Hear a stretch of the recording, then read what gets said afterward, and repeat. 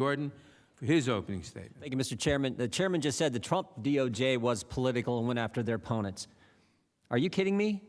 3 weeks ago, the National School Board Association writes President Biden asking him to involve the FBI in local school board matters.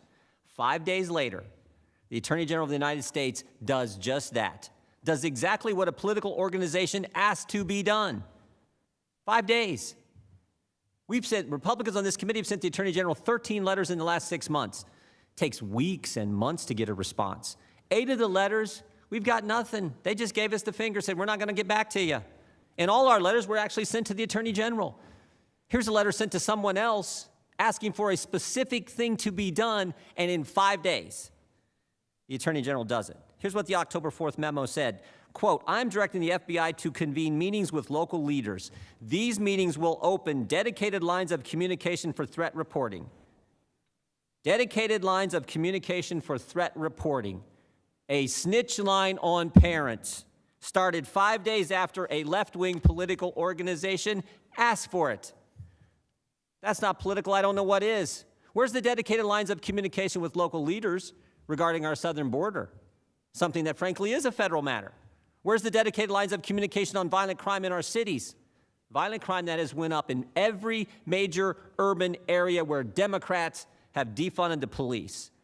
Nope, can't do that. Can't do that. The Biden Justice Department is going to go after parents who object to some racist, hate America curriculum. Nope, can't focus on the southern border where 1.7 million illegal encounters have happened this year alone. A record number.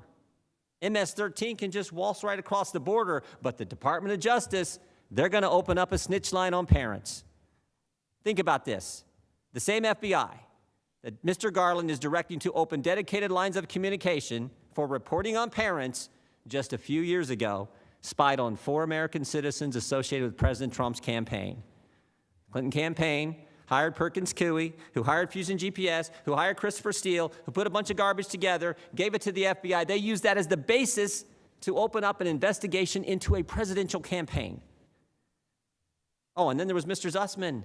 Mr. Zussman, who worked at Perkins Coie, the firm hired by the Clinton campaign. He cut out all the middlemen. He just said, I'm just going to go directly to the FBI, and not just anyone at the FBI. Who'd he go to? Jim Baker, the chief counsel at the FBI, handed him a bunch of false information, told him false information, and of course, he's been indicted by the special counsel. A few weeks ago, the IG at the Department of Justice released a report that found that the FBI made over 200 errors, omissions, and lies in just 29 randomly selected FISA applications. But don't worry, the Attorney General of the United States just put them in charge of a dedicated line of communication to report on parents who attend school board meetings. Mr. Chairman, Americans are afraid. For the first time during my years in public office, first time, I talked to the good folks I get the privilege of representing in the 4th District of Ohio, folks all around the country. They tell me for the first time they fear their government. And frankly, I think it's obvious why. Every single liberty we enjoy under the First Amendment has been assaulted over the last year. Stop and think about it. Americans were told you couldn't go to church, couldn't go to work, couldn't go to school. Small business owners were told you're not an essential business, close your doors, causing many of them to go bankrupt. We were given curfews, stay-at-home orders. Last fall in Ohio, you had to be in your home at 10. In Pennsylvania, when you were in your home, you had to wear a mask. In Vermont, when you were in your home, you didn't have to wear a mask because you weren't allowed to have friends and family over. And of course, there's always a double standard with these folks. Folks who make the rules never seem to follow them. And now the Biden administration says get a vaccine or lose your job. Even if you've had COVID and have natural immunity, get a vaccine or you will lose your job. Oh, I almost forgot. The Biden administration also wants another dedicated line of communication for reporting. They want a second snitch line. They want banks to report on every single transaction over $600 for every single American to the IRS. The IRS, that agency with its stellar record of customer service, the IRS, you know, the same IRS that targeted conservatives the last time Joe Biden was in the executive branch. Jefferson said once, tyranny is when the people fear the government. We're there. Sadly, we are there. But I don't think the good people of this great country are going to cower and hide.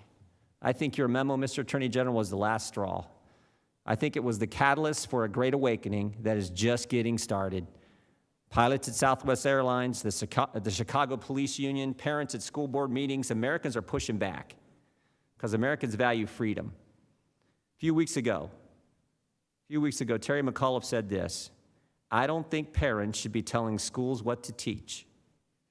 When government tells parents we're smarter than you, Americans aren't going to tolerate it. When the Attorney General of the United States sets up a snitch line on parents, Americans aren't going to tolerate it. I think they're going to stand up to this accelerated march to communism that we now see.